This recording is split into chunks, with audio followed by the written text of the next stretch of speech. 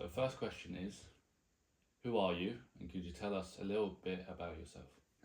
Okay, so my name is Lee Masters.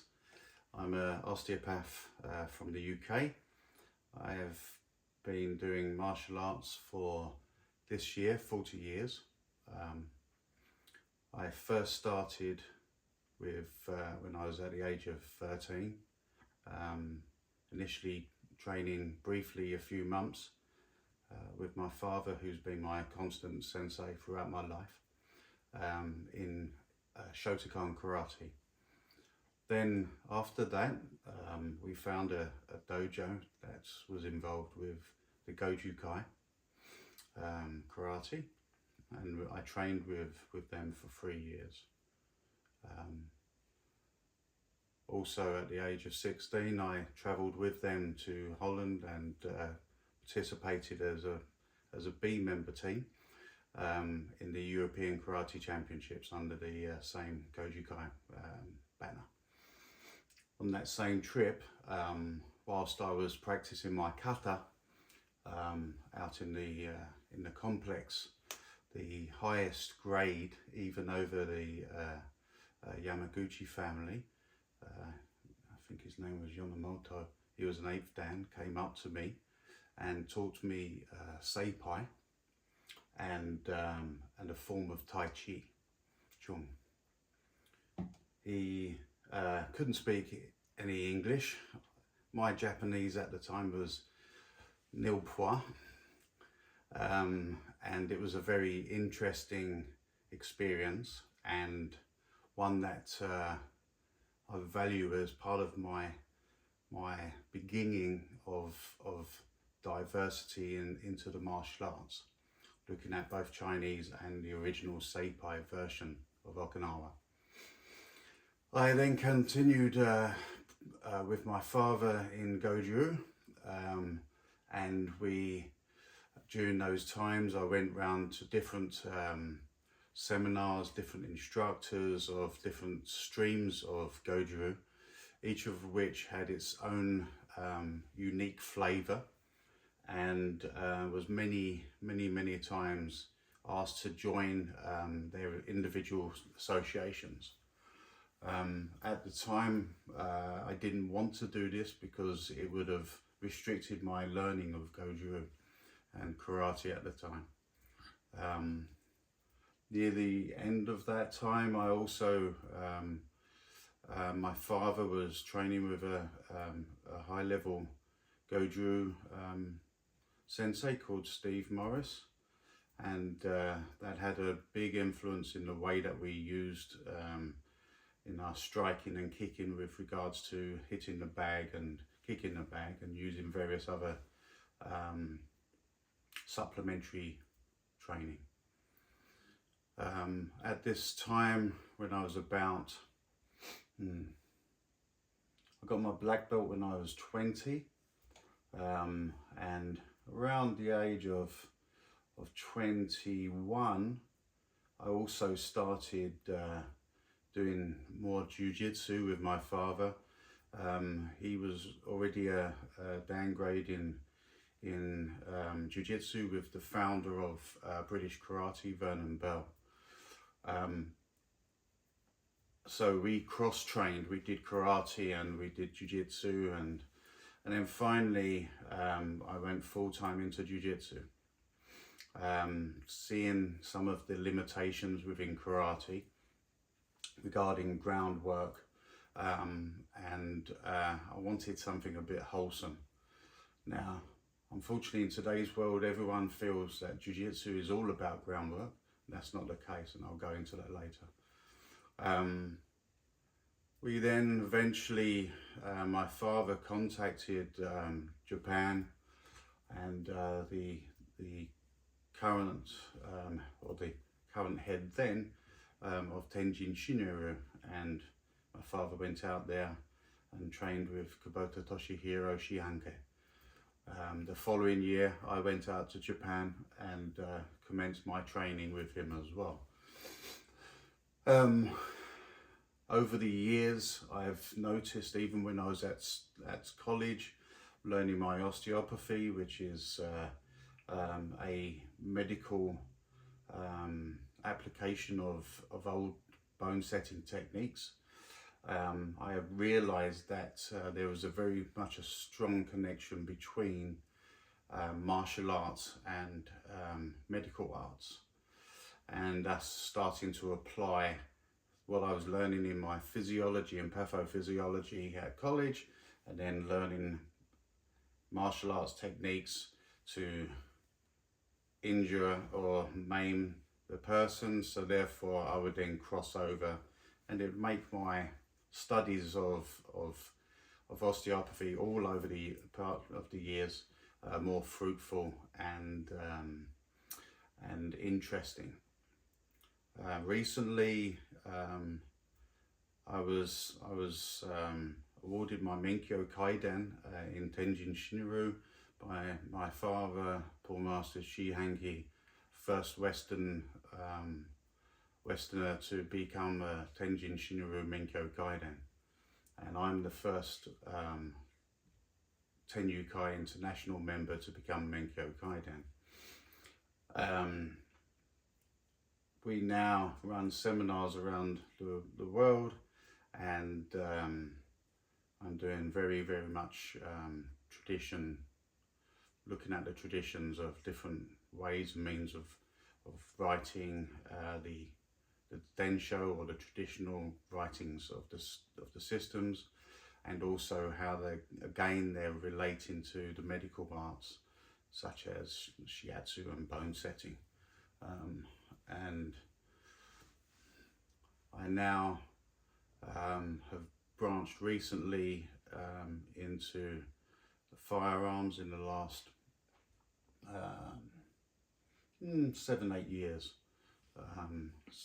and again applying that with my own martial arts training, having seen the effect of Tenjin Shinryu and into modern day systems.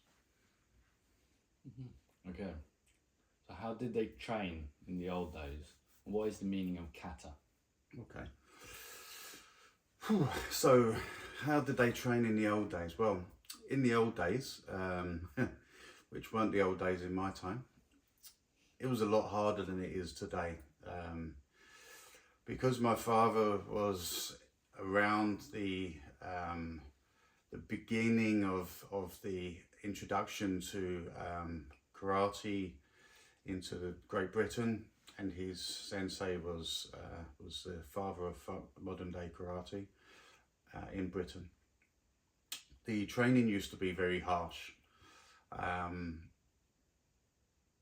To give you an example, when we broke away from the Gojukai, we trained in a garage, still barefooted, nothing on the floor, a lot of conditioning with makiwara, so conditioning your punches, use of iron geta, which is iron shoes for kicking, so weighted, so a bit similar to your ankle weights, but actually you would wear them, so you'd walk on them and stuff like that.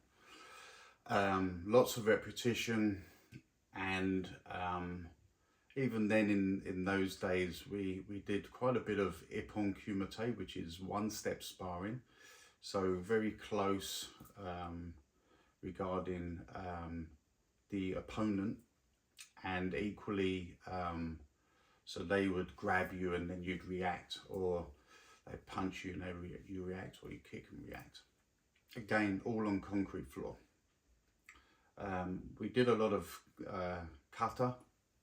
So in those days, again, kata was karate kata, so single kata, of which at one point, I can't remember the year now, but I was British Open kata champion at one point, for what it's worth.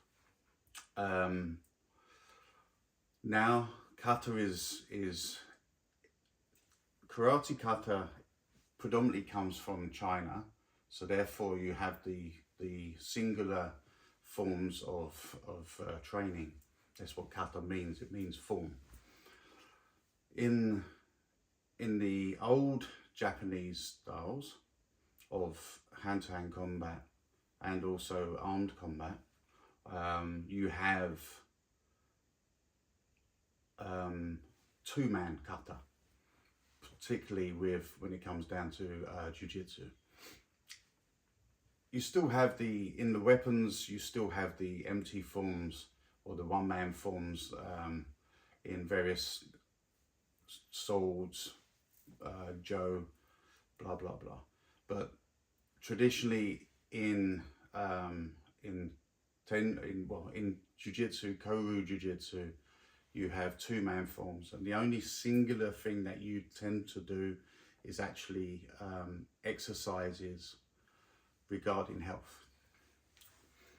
What is the meaning of kata?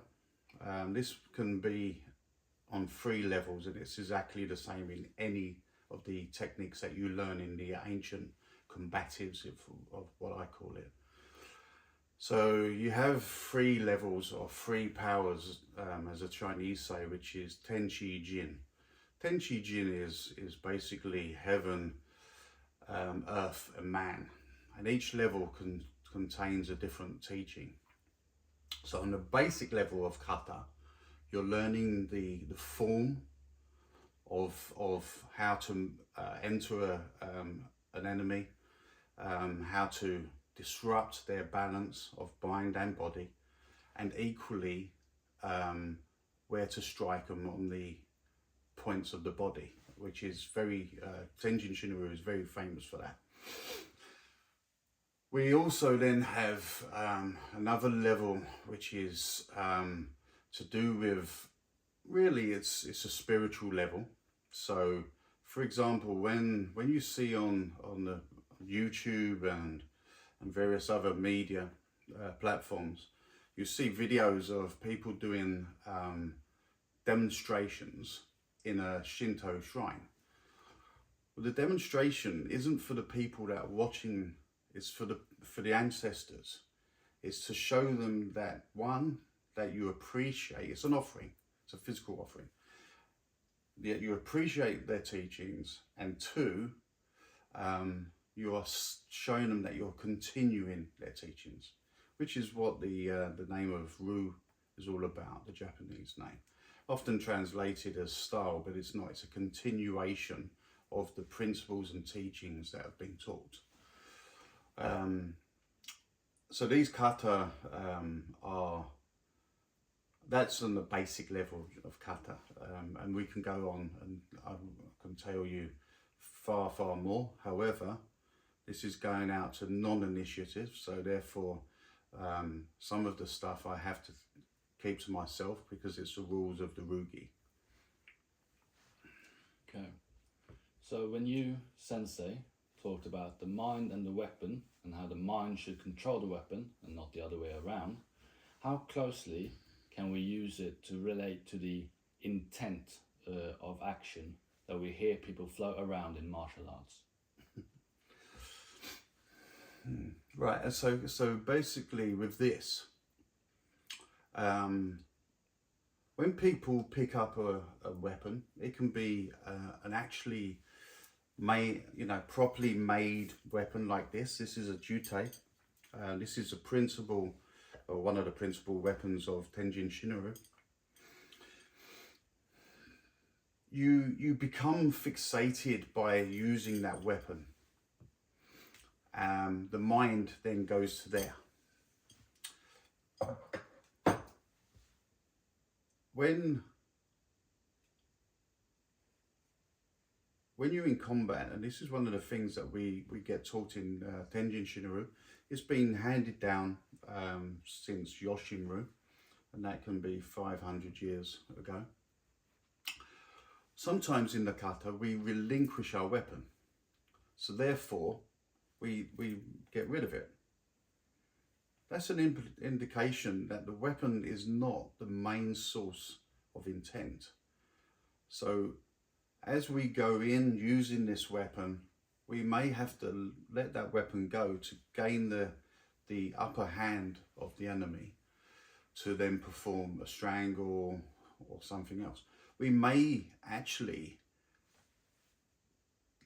get rid of that weapon because we don't actually want to use it. on the person. So that then goes in today's line, it goes in the levels of force of continuation, of continuum.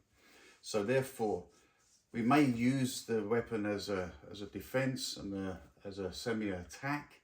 We get rid of it to then take control of the enemy or the person in front of you. Not then having to use the weapon to kill the enemy. What was the second part of that question? How closely can we use it to relate to the intent of action that we hear people float around in martial arts? Yeah, so again, you know, the intent of action. So again, pretty much what I've just said. However, what's being taught, and this comes a lot from Shinyo Shinduru, is the arms, the legs are the servants of the mind. So as soon as we focus upon that, our mindset goes to just one area. And that's then the intention behind it. And that's where, again, holding a weapon, your mindset goes towards that weapon.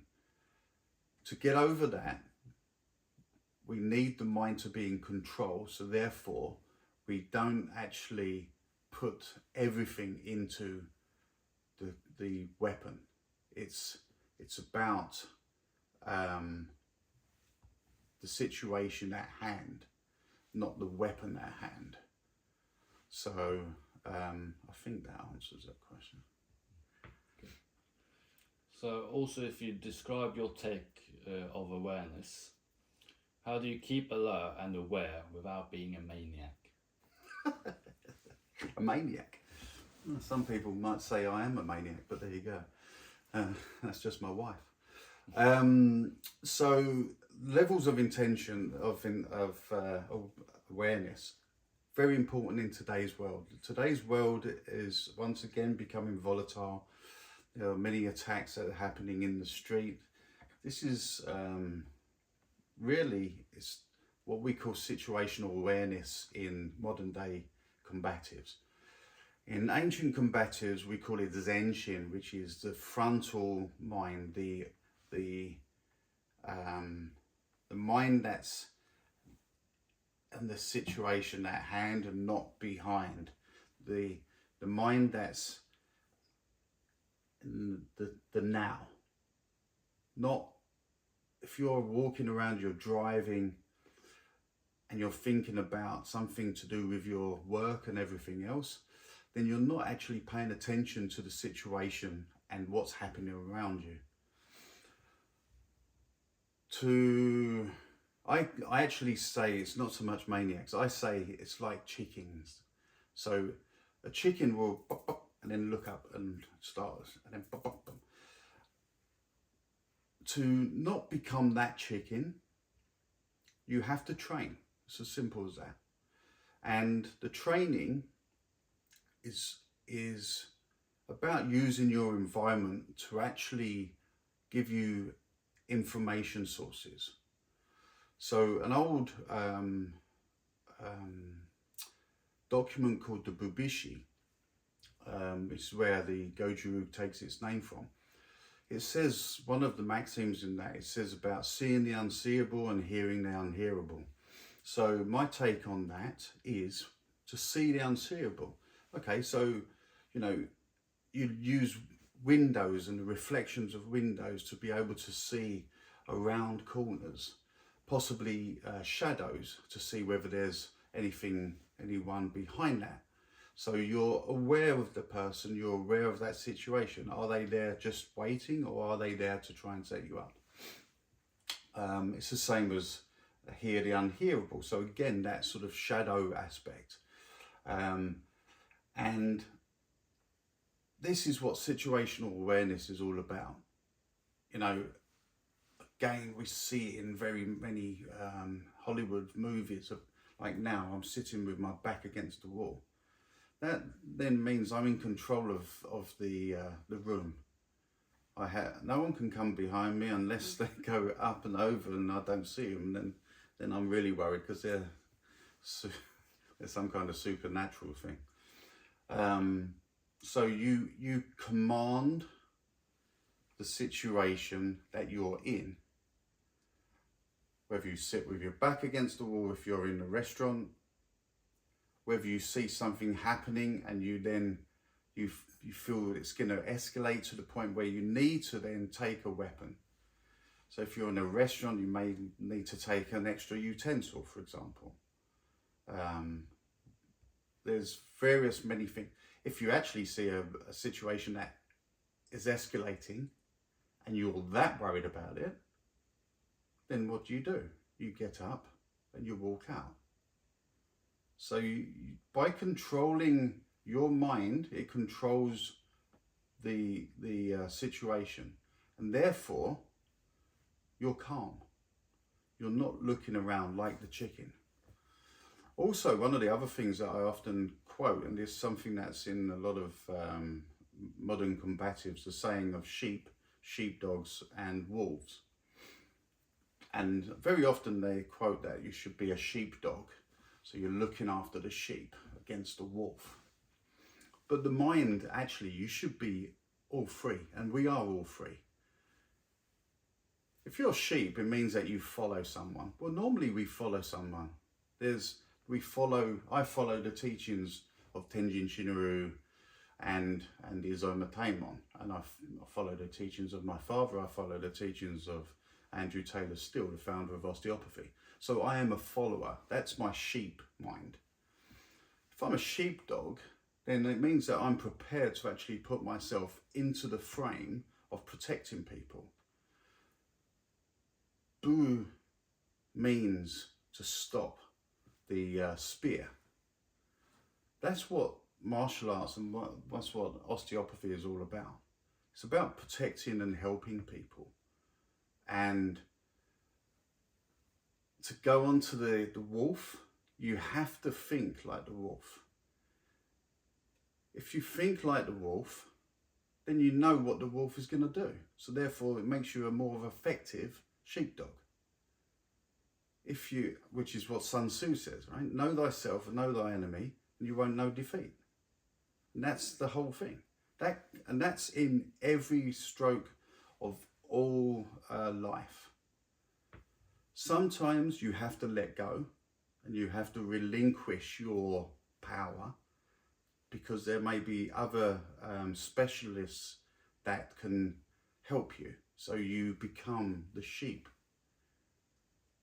But eventually you'll become that sheepdog again. And then you'll become the wolf sheepdog. It's a new phrase I've just put in. Yeah, good. So who have been your top sensei in the past and present? Okay, so I've trained with hundreds of sensei. Some good, some bad, some really bad, and some really good. My number one source, as I've said at the beginning of this interview, has always been my father. And even as in early years, he said to me, always question why. Why am I doing this? Why am I doing that? Blah, blah, blah. When I took my second Dan under Vernon Bell Sensei, it's in the back of our garden in our house. And something came up about the Ippon Ken, and I then said about the strike into Ganka, which is a point on the chest, and how this affects it medically and everything else. And I always remember this because Vernon Bell Sensei, he said to my father, he said, "Did you teach him this?" And my father said, "No, he's learned this from himself." You know, there's a very famous saying in old school martial arts, and that is, the secret of martial arts is looking for it. It's looking for the secret. When you're learning the secrets, you know, I've been given different old secret scrolls, and when you're looking at these, you don't get given the answers on a plate. You have to work it out for yourself. I have done recently, and it's been a blessing. But you know, you might be given, I've got a scroll here, I'll show you now, like this, for example. This is an old Yoshinru scroll. I think it's not that old, I think possibly 1800s, so not old compared with some of the stuff. So these are how the different secrets are given, okay? And these are principles. They're principles, not only principles of fighting, they're principles of life. They're strategies of techniques, and they're strategies of life, like I said about the sheepdog and everything. So my father's always asked me, or told me, always ask why. Other senseis in the past, when I was doing a lot of training in Goju, was Chinin sensei of the Jundokan in Okinawa and Goju. He was a very, very hard and precise sensei. I had the pleasure of training with him only for a week, 10 days, something like that, when I was a lot younger. But all of us, you know, high grades, there was even a guy there that was ex-SAS. We came out, we had blisters on our feet. It was in the hot summer in England on the Isle of Wight. And, you know, he also actually, it kind of makes me laugh really, because he also gave me an insight into the Oriental mind. Because I asked him about the Bubishi. He has a copy of the Bubishi. And I said, is the Bubishi an important book? And he said, it's an antique. But this question I asked was in front of about 400 people.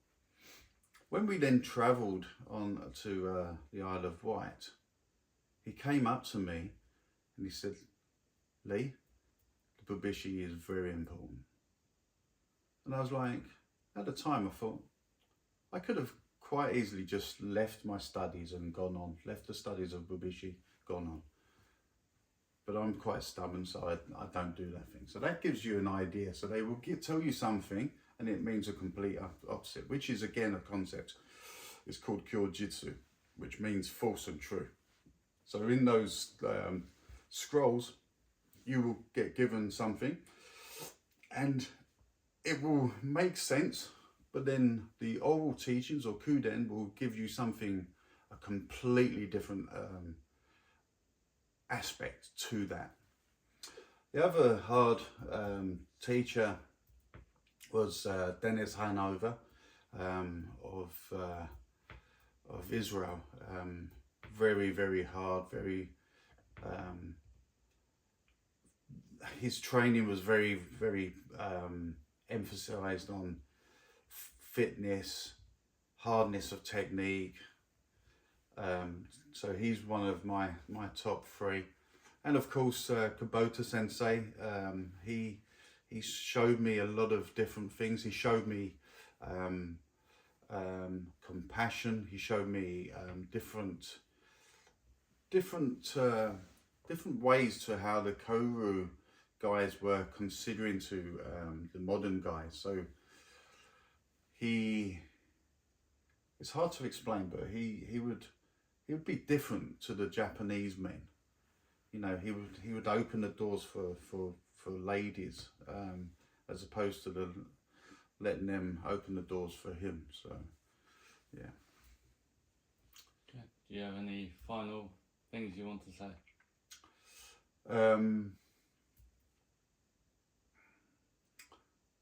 Any martial art, whether it's a combative sport, whether it's a combative emphasis. When I say emphasis, you might have noticed that at one point I referred to as a person in front of me as an opponent, because when I was doing competition karate, that's what they were. They was an opponent in a game. In Koru, we refer to them as enemy. So there's a difference in what we call Shinpo, which is to do with the mind method. And when I took my Menkyo Kaiden, I had to do a technique against a shinken, so live blade, sharp blade, sword, using a jute. And these cuts were aimed at, don't get me wrong, it was pre-arranged kata, but they were aimed at my legs, they were aimed at my head. And if you get them wrong with a shinken, then it's going to cut you. Doesn't matter whether it's coming fast or slow.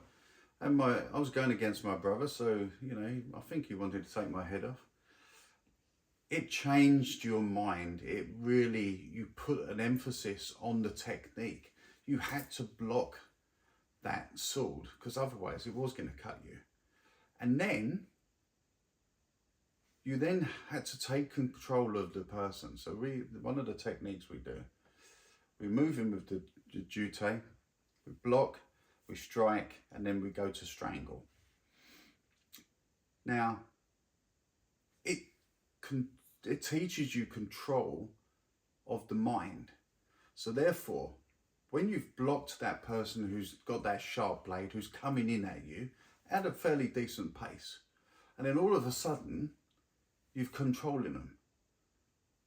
The animal mind, or the monkey brain, as I like to call it, wants to just go in and bash them. But in the kata, it teaches you to control again the situation. So when we have a saying in Tenjin Shinyo about become like a piece of wood on water. So when it gets rough, you go up and down, and sometimes you even go under, but you're always going to come back up. And this is a very, very important teaching, and it's been a very, very important teaching for me, especially of late. Unfortunately, I was diagnosed with leukemia, a form of leukemia, only last year, and it's been a very hard time. But I do believe that with the teaching that I've been exposed to and my sheer bloody-mindedness, I've been able to keep on a relatively stable track. Sometimes it's been bad and I've gone down, but I've managed to keep back up again. And I think this is a very, very important of all martial arts, is Shinpo. It's mind training. That's why in today's world, Tenjin Shinyo is very applicable to the modern systems of combatives, modern systems for military personnel, police personnel, security personnel. It enables you to control the situation. It has various techniques. You know, again, the jute, it can be those techniques are the same as the baton, the asp, the telescopic baton. We even have pepper spray, or a form of pepper spray in Tenjin Shinyo. So with those techniques and with today's modern weaponry, they are very, very applicable. And I feel and see that Tenjin Shinyo, regarding martial arts and martial arts personnel, will help people of all ages and of all nations to get through the hardships of body and mind and spirit. Exactly the same as osteopathy does, exactly the same as yoga does. They have the same goals, which is to prepare the body, to prepare the mind, to then hopefully gain some kind of spiritual, I won't say enlightenment because I'm definitely not enlightened, but wisdom.